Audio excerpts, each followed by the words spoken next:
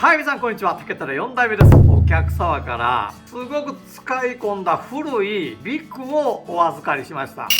れなかなかよくできててね、細かい網目ほんで立ち上がりの部分はね、比較的ちょっと厚めの幅の広いひごで編み込んでるんですけど、磨いた力だけ入ってますよね。この色がもうこんな色になってますからね。こんな青いひごがですよ、こんな色になるんやから、すごいでしょ。やっぱその竹ってね、使えば使うほど色が渋くなってこんな感じになってくる。しかもこれね、見てください。そこは4つ目で、もう一つ通気性もよく作ってるんです。水につけた時にね、この水はけもいいように4つ目編みされてます。で、この底にこうバッテンで入れたこの力だけ、こう見てください。銅板でしっかり補強されてます。やっぱりね、カゴっていうのはこうやってホースをつけますので、この四隅がね、やっぱりどうしてもこう傷みやすいんですよ。高知県のディープはね、これ銅板でやってますけど、銅線で巻いたりとかしてね、この四隅っていうのを補強します。で、今回問題なんですが、ここなんですよ。見てください、これ。実はね、口巻きは銅で巻いてるんですけど、その口が外れてしまったということで、お客様からですね、なんとかできませんかというご要望をいただきましたので、結構ね、もうひごがね、弱くもなっていますし、口巻きだけをこうやり直すのはね、大変なんですが、ご依頼いただいた以上ですね、お客様のご満足いただけるようなビッグになんとかならないかなと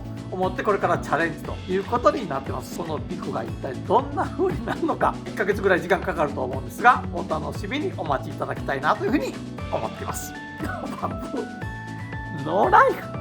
最後まで動画をご覧いただいてありがとうございます。グッドボタン、チャンネル登録よろしくお願いいたします。